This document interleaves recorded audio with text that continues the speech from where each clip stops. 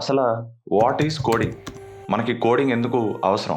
అసలు బేసిక్‌గా మన ఇంజినీరింగ్ అంటేనే వేరే బ్రాంచెస్ వద్దు, కోడింగే ముద్దు అంటున్నారు. సో, అసలేంటిది? అసలు ఏం జరుగుతుంది బయట సొసైటీలో? అందరికీ ఎందుకు టెక్ జాబ్సే కావాలి? అందరికీ ఎందుకు కోడర్సే కావాలి? మీరు ఎంటెక్‌లో చూసినా, బీటెక్‌లో చూసినా, సీఎస్‌సి తీసుకున్నా, ఎలక్ట్రికల్ తీసుకున్నా, మెకానికల్ తీసుకున్నా, ఆఖరికి కెమికల్, మెటీరియల్ సైన్స్, మెటలర్జీ కూడా తీసుకున్నా, అందరూ కోడింగ్ చేసుకుంటూ ఐటీ జాబ్స్ కొట్టుకుంటున్నారు. ఎందుకు?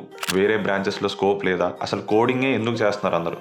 కోడింగ్ ఎందుకంత ఇంపార్టెంట్? ఈ ఏజ్‌లో కోడింగ్ ఎలా స్టార్ట్ చేయాలి? కోడింగ్ యొక్క ఇంపార్టెన్స్ ఏంటి? అన్నది ఈ video. So, SIT back and relax. డీటెయిల్డ్‌గా మంచిగా ఈ వీడియోలో అన్నీ డిస్కస్ చేద్దాం. ఓకే. ఇదంతా స్టార్ట్ చేసే ముందు ఒక చిన్న స్టోరీ చెప్తాను. Which is really interesting and చాలా ఇంపార్టెంట్ కూడా. అసలు ఇదంతా ఎక్కడ స్టార్ట్ అయింది? అసలు దీని ఇంపార్టెన్స్ ఏంటి? అండ్ హ్యూమన్స్‌ని ఎలా ఇంపాక్ట్ చేసింది కోడింగ్ అనేది. ఓపెన్ చేస్తే 1940s.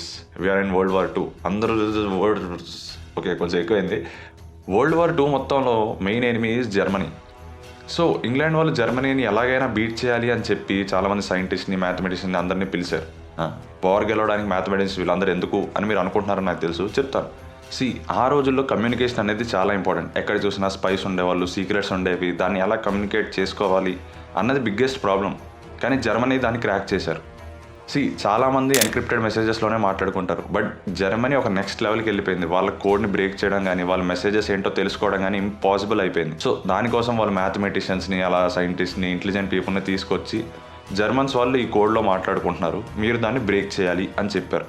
అప్పుడు వచ్చాడండి మన స్టోరీలో hero Elon Turing, who is a mathematician and he loves challenges and above all is the father of modern computer science.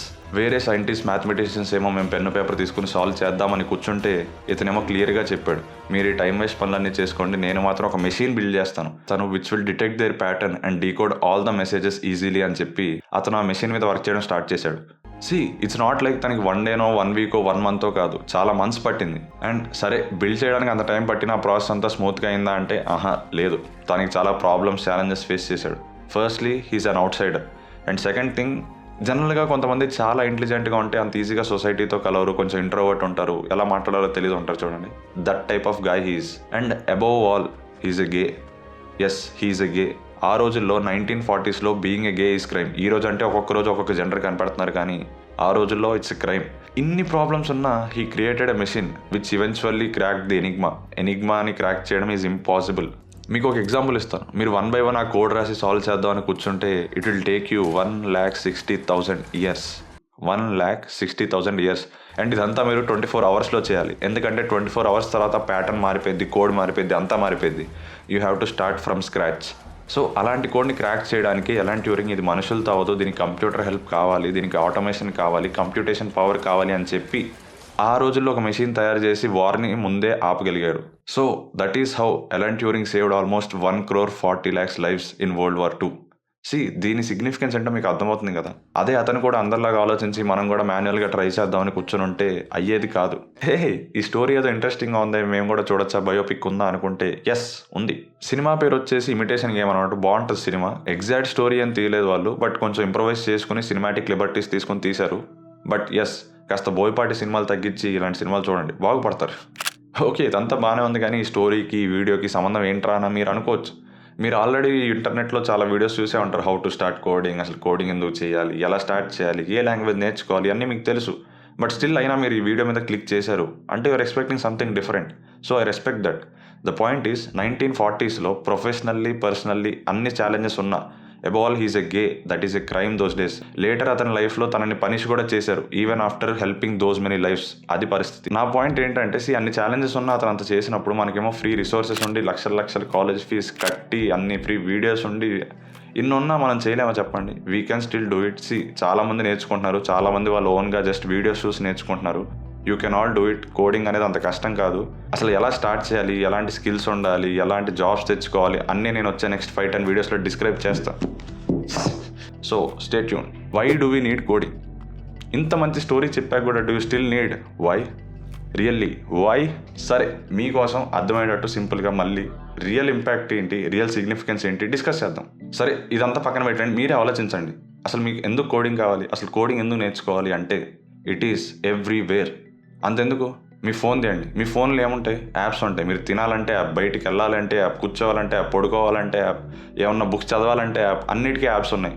ఆ యాప్స్ దేని మీద నడుస్తాయి? అఫ్కోర్స్ మార్కెటింగ్ అన్నీ ఉండాలి, but primary thing is technology. Tech stock ఉండాలి, ఒక language ఎవడో code చేయాలి, అది వర్క్ చేయాలి, చాలా సర్వర్స్ ఉంటాయి, ఇవన్నీ చాలా టెక్నాలజీ ఉంటుంది దాని behind. So basic thing is ఈ రోజుల్లో మనం ఏం చేయాలి అన్నా everything runs by technology, everything runs through a code. So that is why coding is everywhere. అంతెందుకండి, global wide software engineering market size ఎంత ఉందో తెలుసా? Almost $30 billion. Yes, $30 billion. And ఇది 2022లో. నెక్స్ట్ 10 yearsలో ఇది ఆల్మోస్ట్ 18% ఇంక్రీజ్ అయ్యిద్దని స్టడీస్ చెప్తున్నాయి. మీరు ఇప్పటివరకు చూసిన డిమాండ్ అంతా ఒక లెక్క అయితే ఇప్పటి నుంచి ఇంకా ఇంక్రీజ్ అవుతానే ఉంటుంది. దానికి తోడు ఏఐ కూడా యాడ్ అయింది. ఏఐ ఇంజనీర్స్కి డిమాండ్ కూడా పెరుగుతుంది. సో ఎలా చూసుకున్నా సాఫ్ట్వేర్ ఇంజనీరింగ్ ఇంకా భూమిలోనే ఉంది and it will continue to be because it is everywhere. And దాంతోపాటు నెక్స్ట్ 10 years ఇండియా డికేడ్ అంటున్నారు అందరూ. అంటే ఇన్వెస్ట్మెంట్ ఆపర్చునిటీస్ కానీ బిజినెసెస్ కానీ ఇండియాలో గ్రో అయ్యే ఛాన్సెస్ చాలా ఉన్నాయి. సో మీకు అర్థమవుతుంది. సో ఈ పాటి మీకు అర్థం అయిపోయి ఉంటుంది, ఇండియాలో స్కిల్డ్ ఇంజనీర్స్కి ఆపర్చునిటీస్ ఇంకా పెరుగుతాయి, వస్తూనే ఉంటాయి. ఇప్పుడు మీకు డౌట్ రావచ్చు, మరి ఎందుకు అంతమంది అన్ఎంప్లాయిడ్ ఉంటున్నారు ఇంజనీరింగ్ చేసినా అని. ఇది ఇంకో వీడియో టాపిక్, దాని గురించి ఇంకోసారి డీటెయిల్గా నేను రీసెర్చ్ చేసి డిస్కస్ చేస్తాను. So the point is software ఇంజనీరింగ్కి డిమాండ్ తగ్గదు, పెరుగుతూనే ఉంటుంది. సో కోడింగ్ అనేది ఇంపార్టెంట్ అవుతూనే ఉంటుంది. సో ఖచ్చితంగా నేర్చుకోవాలి. సరే, ఇవన్నీ ఒక బిజినెస్ సైడ్లో అయిపోయింది, లేదా మీరు ఖచ్చితంగా నేర్చుకోవాలి, ఇదంతా చెప్పేశాను. దీనికన్నా ఒక మంచి ఇంట్రెస్టింగ్ పాయింట్ చెప్తాను, విచ్ ఆల్మోస్ట్ మీకు ఏ వీడియోస్లో ఎవరు చెప్పరు. ఏంటి అంటే, coding is the best form of human labour. Labour అంటే ఇక్కడ ఏదో చీప్గా తీసేయకండి. లేబర్ అంటే the work that you do for someone అని ఇక్కడ మీనింగ్. కోడింగ్, మళ్ళీ వినండి, coding is the best form of human labour. అంటే మీరు ఒకసారి కోడ్ రాశారనుకోండి, అది అక్కడే ఉంటుంది ఎగ్జిస్టెన్స్లో, అది ఎప్పుడు పని చేస్తూ ఉంటుంది. మీరు నిద్రపోతున్నా పని చేస్తుంది, మీరు ఏదైనా వేరే పని చేస్తున్నా కోడ్ పని చేస్తానే ఉంటుంది. సరే, మీకు 2 examples చెప్తాను. ఫస్ట్, ఇది ఒక కూలీ ఉన్నాడు, అతను చాలా కష్టపడి ఎండలో వానలో బ్రిక్స్ మోసి అన్నీ చేసి ఎవరో ఒక ఇల్లుకి అతను చాలా కష్టపడి ఒక ఇల్లుని కడుతున్నారు. అలా చాలామంది కూలీలు ఉన్నారు. This is one form of labour. ఇప్పుడు ఇంకో ఫార్మ్ ఆఫ్ లేబర్ ఉంది. మీరు ఏం చేయరు, ఏసీ రూమ్లో కూర్చుని కోడ్ రాసి కొంచెం కష్టపడి కొంచెం ఆలోచించి కోడ్ రాస్తున్నారు. అది కూడా మీరు ఎవరి కోసమో పని చేస్తున్నారు, అది కూడా లేబరే. But the difference that you have in the labour is important, the quality of work. నేను ఇక్కడ ఎవరిని డిస్క్రిమినేట్ చేయట్లేదు, ఎవరిని తక్కువ చేయాలన్న ఉద్దేశం కాదు. I'm just trying to help you understand what is labour. ఇప్పుడు మీరు ఏదైనా లేబర్ అండి. ఇప్పుడు నేను యూట్యూబ్ వీడియోస్ తీస్తున్నాను, ఇది కూడా అంతే, ఇది కూడా ఒక టైప్ ఆఫ్ వర్కే. వర్క్ చేయకుండా ఏది రాదు, బట్ ఎలాంటి వర్క్ చేస్తానో అన్నది important. So the point is, manual labour ఎవరైనా చేయగలరు, నేను చేయగలను, మీరు చేయగలరు, ఎవరైనా చేయగలరు. So that does not make them special. But coding కానీ ఇలాంటి వేరే జాబ్స్ కానీ స్కిల్స్ కావాలి, కొంతమందే చేయగలరు. సో వాటికి డిమాండ్ ఎక్కువ ఉంది. సో ఈ రోజుల్లో మెల్లగా అందరూ కోడింగ్ నేర్చుకుంటున్నారు. మీరు కూడా నేర్చుకోకపోతే you might stay behind. Okay, ఒక కన్క్లూజన్ లాగా ఇవ్వు, ఈ లేబర్ ఆ లేబర్, అది ఇది, ఈ వర్క్ ఆ వర్క్, అది ఇది అన్నావు అంటే, లైఫ్లో స్ట్రగుల్స్ లేకుండా ఎప్పుడూ ఉండదు, లైఫ్ ఎప్పుడు స్మూత్గా ఉండదు. అది ఈ పాయింట్ తర్వాత ఈజీ అయిపోద్దని ఎప్పుడు అనుకోకండి. కాలేజ్లో ఉన్నప్పుడు కష్టపడాలి, జాబ్ వస్తున్నప్పుడు కష్టపడాలి, but it's all about balancing. So it all comes down to which type of work you wanted to, the one that makes you unique, the one that makes you best from the rest of us, and the one that you love. ఇది important. Okay, ఎటు వెళ్ళిపోతుంది. Coming to the point, మీకు అర్థమైంది కదా why coding is the best form of labour అని. So ఒక్కసారి మీరు code రాశాక ఈ అప్లికేషన్కి వాడచ్చు, వేరే అప్లికేషన్కి వాడచ్చు, దాన్ని ఇంకా ఆప్టిమైజ్ చేయొచ్చు. సో నా point is, coding is absolutely important if you are living in this today's world. అది కన్క్లూజన్.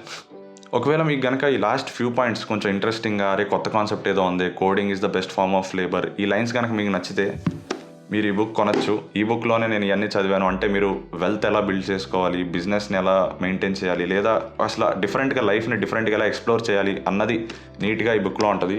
అలానే ఈ బుక్లో ఇంకా చాలా మంచి కోడ్స్ ఉన్నాయి. లైక్ నేను స్టార్ట్ చేసిన ఫస్ట్ 30-40 పేజెస్లోనే నాకు చాలా నచ్చేసింది book.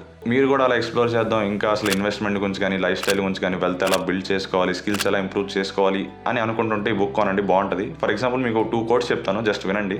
Retirement starts when you stop sacrificing today for some imaginary tomorrow. బాగుంది కదా.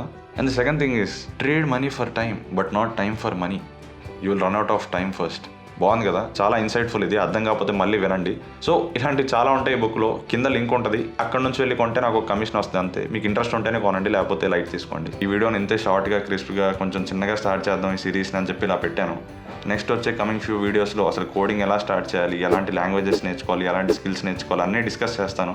So stay tune. అండ్ అలానే ఈ వీడియో ఎలా అనిపించింది, ఏమైనా డిఫరెంట్గా మీరు ఏమైనా కొత్తగా నేర్చుకున్నారా, అసలు కోడింగ్ సిగ్నిఫికెన్స్ ఏంటి, దాని ఇంపాక్ట్ ఏంటి, రియల్ ఇంపాక్ట్ ఏంటి, ఏమన్నా తెలుసుకున్నారా? ప్రతి వీడియోలో కాకుండా ఏదైనా డిఫరెంట్గా అనిపిస్తుంది నాకు చెప్పండి, ఇప్పుడు నాకు తెలుస్తుంది. So that I can try to push myself even further. అది మ్యాటర్. కింద కమెంట్ చేయండి, మీ ఫ్రెండ్స్కి షేర్ చేయండి, వీడియోని లైక్ చేయండి. Until then goodbye, see you, take care.